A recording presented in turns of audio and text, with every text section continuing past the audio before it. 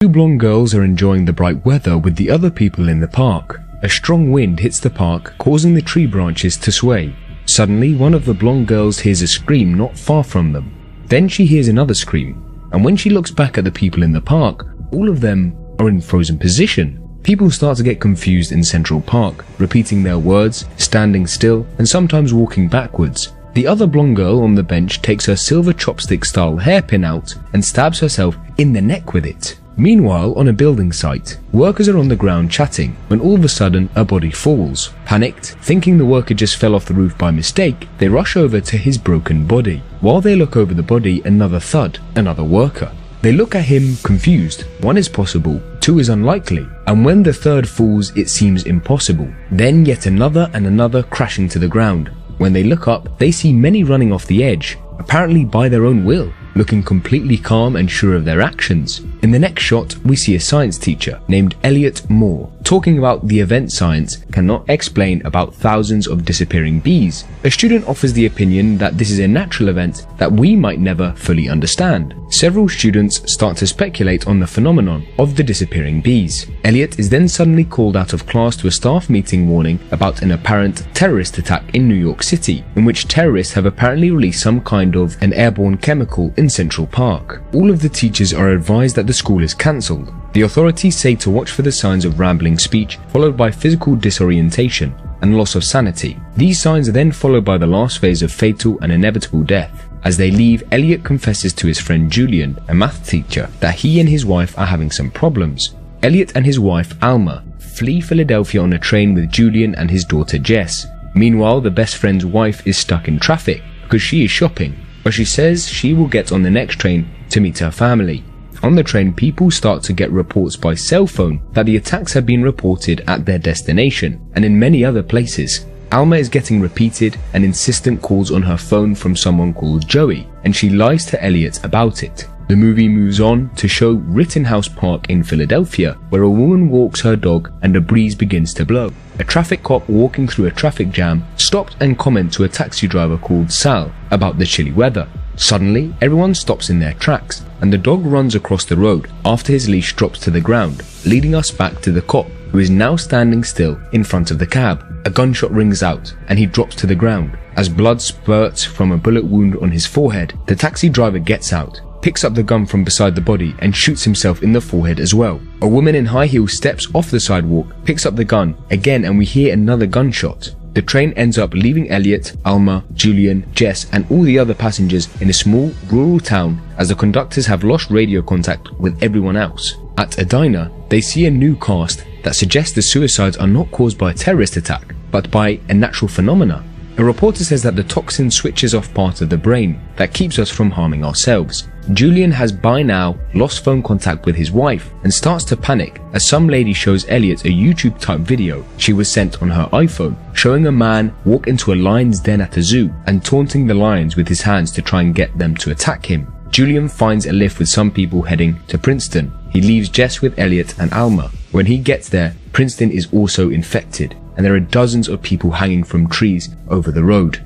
The driver of the car crashes deliberately into a tree at high speed. Wounded, Julian comes out of the car and slashes his wrists with broken windscreen glasses. Meanwhile, Elliot and Alma decide, along with everybody else, to flee from the state line with Jess, as the attacks seem only to be affecting the Northeast US. A nice couple who run a plant nursery offer to take them in their car. The man suggests to Elliot and Alma that the toxin is produced by plants. He explains the way plants can communicate with other plants and the way that they can release chemicals to get rid of specific pests.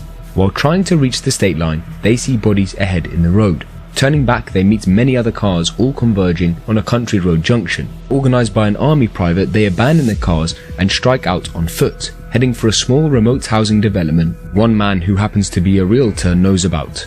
It's new and small and not on any maps except local ones. From the junction, one group leaves immediately, but most take a minute to get things from their cars, so walking across the fields, they're in two groups. The smaller group, 10 to 12 people, with Elliot, Alma and Jess, is in front. The larger group, 20 to 25 people, including the soldier and the plant couple, is behind them by a few minutes. This larger group gets infected and the soldier becomes delusional, shouting something about he is a soldier and his gun is his friend and he will not leave it. Then Elliot's group hears the gunshots. One by one, the group members use the soldier's gun to kill themselves. Elliot starts to believe that it is indeed the plants, and that the toxin is triggered by large groups of people. He yells at everyone to split up into smaller groups, and the group peels off into 3 smaller groups, all running away in different directions. The teacher, with his wife and the kid, teams up with 2 teenage boys. Alma tells Elliot that if they are going to die, she wants to tell him something. One night, when she had told Elliot she was working late,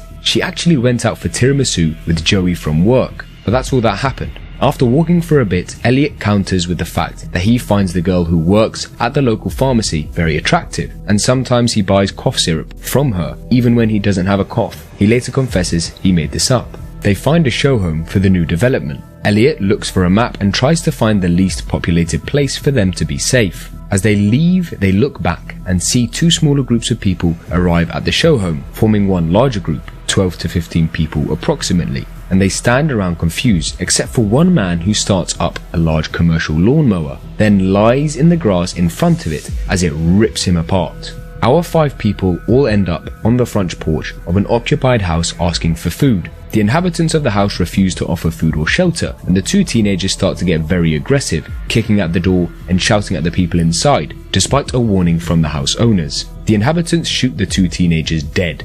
Elliot is horrified. Elliot, Alma, and Jess move on till they find an old house with no power, which they think is abandoned.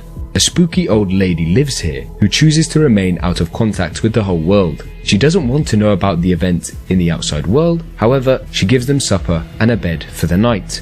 We, the audience, see a newscast discussing the toxin. Our protagonist don't, as the house has no TV. A scientist is suggesting that judging from the severity and number of the attacks will peak at 9 AM the next day and very quickly fall away to nothing following that.